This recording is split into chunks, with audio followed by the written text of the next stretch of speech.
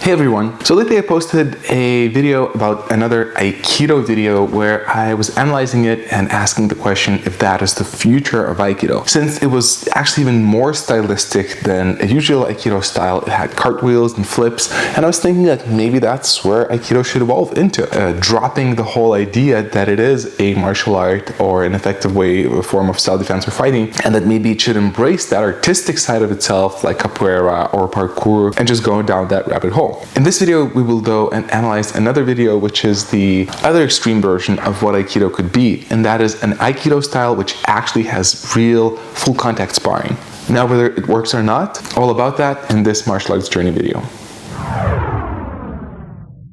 So the Aikido style that we're going to look at today is called Hatenkai Aikido. Honestly, I am aware about this style only because of YouTube, because there's a handful of Hatenkai Aikido videos on YouTube, and interestingly enough, most of them were posted like 10 years ago. So I've seen them before, but I never thought too much about them, and I just saw it recently once more, and it just made me think, and I came up with some insights which hopefully will be enlightening to you as the audience, and will help you think, and we'll start a discussion which may be beneficial to Aikido. Now, generally, Aikido is criticized because of its lack of sparring, or especially full contact sparring. So these videos, in a way, offer a great insight of how Aikido would look if you would add full contact sparring into it. Unfortunately, while I have a lot of respect for the guys behind the video, the guys who are doing this style, I really respect them that they're going out of the box, that they dared to go through that path of pressure testing their Aikido. Unfortunately, most of the thoughts that I will offer are more or less negative and critical. I don't know if you will agree with them or not, but I'll start going into them one by one right now. So we'll start by looking at the section which doesn't have helmets. Now, clearly there is a decent amount of resistance when one of them tries to do a wrist lock, a throw, a takedown. The other guy resists, but unfortunately, you also see something that Kyokushin karate and to a degree Taekwondo guys receive as a criticism as well, and that is where there are strikes only to the body. For example, in Kyokushin, I remember the first time I watched a tournament and two black belts came together, all that I saw were they were just hitting and kicking each other to the stomach until one of them went down, and all of the fancy nice kata movements and techniques just were thrown away out of the window. I also heard stories about Taekwondo guys coming in to spar with kickboxers or boxers, and they get trashed because suddenly they don't know how to punch into the head, and they don't know how to defend the head, and it's in a way it's such a unique experience to get punched in the face, and until you get punched 100 times you're not used to it, so you're gonna flinch and you're gonna panic and it's gonna feel uncomfortable. It just, again, it changes the game so dramatically. So in this particular video you can clearly see that there's no sense of danger, and these guys, they're working at this kind of mid-close level, close distance, where they're working on each other's wrists, but that's not a place you want to stay. That is the most dangerous place. This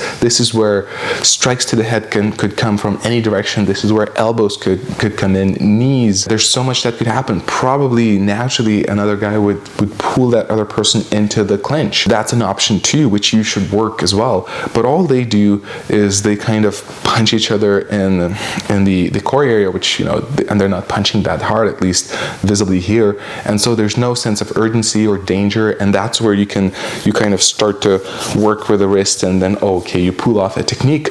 But then if while you're pulling that technique you would get punched straight into the face, even with a glove or no glove, that would very quickly turn off your technique, and you would have to position yourself in a different way, or you would just switch to something entirely else. So again, that distance that they're working on, mainly that distance is not where you want to stay. Now, it is interesting to note that Brazilian Jiu-Jitsu guys, in a way, that's a bit of a criticism that receives as a practice as well. When you're working at that area, if you add strikes, or even in some jiu-jitsu positions, if you're a pure-on jiu-jitsu guy and you bring someone into your guard and you're not used to punches, and suddenly one day somebody starts punching you, that changes the game very much. I mean, you have to start to adapt very differently. But at the same time, in some of the jiu-jitsu gyms, that is addressed. And one more thing to note is that where you watch this video, there's at least a single takedown there, which again, it's not really a specifically Aikido exclusive takedown. Most likely that that element is practiced on a higher level, it is better polished in other practices.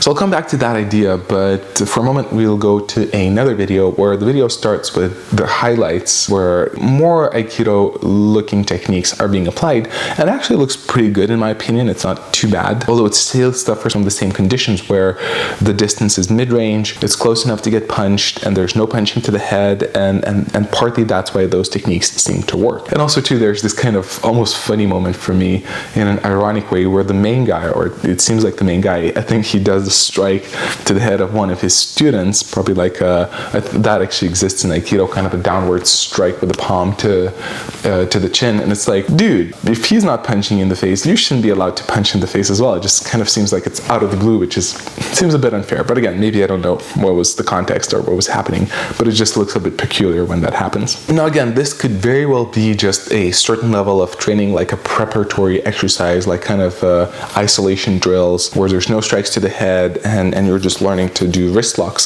But then there is the next section in the video where they actually wear helmets and there are some strikes with palms to the head. Still, there are no gloves, and I guess you could justify that by saying that maybe they realize that they won't wear gloves in the street, and some people prefer palms versus fists, although that's an endless discussion with which one is better. That discussion or argument will never be solved fully. But so yeah, I guess you could train like that and say, okay, we're learning to add actual palm strikes, which they would apply in an actual situation. But at the same time, there are some downsides I see here as well. So first of all, the palm strikes, they do seem to be quite light. It seems like it's just more of a practice of knowing when you can strike and kind of getting down the timing, which is, again, it's much better than nothing. But when you get hit really hard, that makes such a different experience. And if you would be wearing gloves, you could punch much harder and you could experience the impact it has. And versus this, where you're just kind of lightly slapping, that doesn't prevent you from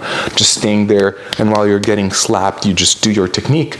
Again, in reality, most likely that's not what's going to happen. And by wearing those helmets, you're kind of safe, you're kind of protected, you're not really receiving damage. And again, maybe you're learning not to flinch as bad, but you're not also experiencing the part of reality which is essential. And again, that's being punched in the face. While they are adding somewhat strikes to the head, strikes to the face, they're wearing helmets, the strikes are light, and that doesn't really open up the realization of what impact real actual strikes would have in that distance. Again, showing the flaws of that approach of searching for a wrist and trying to do the takedown. Maybe I could justify that by a person who does not know what you're going to do. He might not resist as well, and it's going to be much quicker. And maybe that's true, but you never know. Maybe he will resist. Maybe he will be tense. Maybe he has huge ass wrists and huge ass arms, and he's just not going to let you take him down. And so while you're searching for that wrist takedown, you're going to get smashed. So again, this approach seems, I have to be honest, I'm a bit skeptical about it. Unfortunately, the next scene is actually even worse, at least in the way I perceive it. And that is where seemingly they use a bottle as a representation of a knife. And it is not the best representation because, you know, a knife has one single edge and it's pointy while the bottle is round. But still, I think it's a legit idea to take a bottle and you can actually strike and hit and touch the person, and you can feel that impact of a supposed knife without being in danger to really slashing yourself. But unfortunately, while the idea and the direction seems to be good, the major downside is, first of all, the attacks. It seems like they're doing the traditional Aikido called shomenuchi, like a straight slash from above. Again, most likely no one is going to do that. That's not how naturally we tend to want to attack with a knife. There's shanking, there's slashing, there's a hidden weapon there. I mean, you can always hide the knife, and from what I pick up from self-defense experts, that's a common technique to do. So this is, while it's better than nothing, but this is not a very good attack to learn to deal with. And again, while they aim for more resistance and more reality, it seems like there's somewhat of a sense of pressure testing. Still, all the guy does, he just kind of swings that bottle, which actually, to be honest, I'm thinking now, maybe that's what they are representing. Maybe that is, initially I just thought it's a representation of a knife. Maybe they're working against that as a bottle, which I guess kind of makes sense. If you take a bottle, maybe you attack in that way. But even so, the resistance level in this video, in this part, seems to be a bit questionable.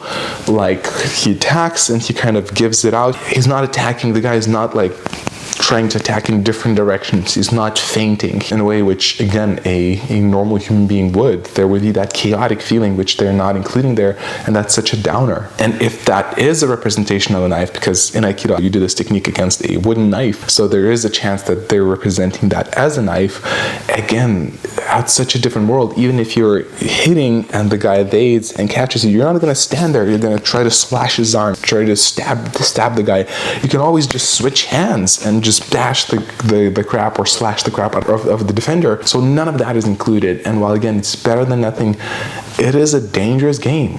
And I spoke in detail about that in the previous video where I broke down the stylistic Aikido video, and I was just purely upset about them practicing knife defense techniques in a really lousy way, because if this is a representation of a knife in this video, it is very responsible to teach your students in this way, because they will feel empowered. They might feel like they are doing a good job, they're learning how to deal against a knife, and if the reality hits them and they have to defend against a real knife, it's so different that they may die or they may get severely injured. So teaching knife defense in this way, for me, it's such a no-go, such a red flag. You should not do that. Just can't stress enough how you should never dabble in knife defense in kind of a easy, light, playful mode. There's nothing easy and there's nothing playful about a knife, so you should not take it that way, and hopefully they don't. But if they do, I'm definitely against that. So to sum it up, it's kind of an interesting situation. On one level, I have a lot of respect for these guys because I know how difficult it is when you have that identity of Aikido, when you practice it for many years and you start to realize it doesn't work and you try to reinvent it, you try to cross-train and add resistance into it. It's a tough challenge because that identity is so strong, it's difficult for you to let go of all the years you invested into that practice and start to question it and start to come to see the lacks of it. It's a tough challenge, and most Aikidoka do not do it. They keep staying in that traditional way of training, very static, very compliant, and they never step out of it. So the fact that these guys apparently seems to have stepped out of it and they're challenging themselves, huge respect for them. Yet on the other hand, I've been down that path myself. After studying Aikido for more than a decade, exposing myself to the fact that it sucks so bad, I tried for a year to reinvent it. It's all documented on my channel if you're just tuning in now. And eventually I came to the conclusion that it's not worth it. In my personal experience, my Aikido started to look like bad judo, bad boxing, and bad grappling, which to be honest is kind of what you see in this video as well. The question is, if you try to functionalize your Aikido and it starts to look like bad judo or bad kickboxing or bad Brazilian Jiu-Jitsu, then why do it at all? You know, what's the purpose of it? Why not just let it go and move on and learn Brazilian Jiu-Jitsu, judo, wrestling, kickboxing? Why not just do practices which have devoted themselves to functionality already and have mastered it? I think the main reason is the trouble of letting go of your identity. But then sooner or later, you will have to do it. So it's better to do it earlier than later. Now, the only idea which I can come up of why specifically this type of approach could be useful, that maybe those wrist takedowns and some of the techniques, they might be less damaging to a degree. And that's kind of the ideal of Aikido, to restrain an attacker without hurting him, which would be useful for police, for bouncers. You know, I can see the relevance of it. And maybe that is a legit approach. Although at the same time, if you throw someone and somebody doesn't know how to fall, they can hit the head to the pavement and that can kill them. You're better off just getting them in a rear naked choke and choking them out, or just bashing the nose until they realize, okay, you're out of their level, it's not worth dealing with you. I think that in the end, if that's what it takes to calm down the person and to stop him from any more violence, I think that is actually a very humane thing to do. But if your attempt is, you know, you don't want to hurt the person, so you're using wrists and everything to throw him, okay, maybe this type of training makes sense. But again, it's so dangerous. That approach, you are endangering yourself by staying in that distance, and again, you can maybe even kill the person by dropping him to the ground and getting his head smashed into the concrete. So again, it's questionable whether that really makes sense. And the very last criticism that actually even most Aikido guys, I'm pretty sure, would give to this set of videos is that it doesn't look like Aikido. And in a big way, it doesn't. And some of the techniques, yes, they are Aikido-ish, or it comes from Aikido, and it's probably, in these videos, it's pulled off more efficiently than a regular Aikido guy could pull it off, because they're actually practicing with live resistance, at least to some degree. But it's still, this shows such an interesting aspect of Aikidos, because Aikido guys, they practice, not all styles, but most of the styles, it's so fluid, big motion, circular, and that's where partly Aikido is appreciated. But then if you add live resistance, these set of videos show that this is how drastically differently Aikido would look. In the end, it would start looking like, again, bad judo. There's no blending, there's no flowing. That doesn't really exist unless you're some freak athlete and you're super high level guy. Otherwise, this is how it's gonna look. A lot of struggling, a lot of attempting, switching, and eventually something happens, but it's all messy, and it's not gonna look anything like Aikido demonstrations. And unfortunately, I am pretty sure that most Aikido people, they expect, to do these beautiful twists and turns. That's how they expect themselves to fight, because that's how they train. And again, this video shows if you add live resistance, Aikido will not look like Aikido. Maybe that's what Aikido is supposed to be. An aesthetic, beautiful looking, nice motion, nice movement, fun, beautiful art. Again, focusing on the art and letting go of the martial. Again, whether that is the way for it to go or not, I do not know. But I do hope that Aikido practitioners, including other traditional martial arts which don't practice with live resistance, that they will face reality, they will become honest, and they will search for ways to reinvent themselves instead of trying to reinvent the wheel and trying to make Aikido or Kung Fu or whatever, Tai Chi functional. Just let it go. Embrace the art of it and move on to other practices which already mastered functionality, and that would solve the conflict. Whether people will have the guts to do that and they'll be able to let go of their ego to do that, I do not know. We will see. And for me personally, I did let go of my Aikido.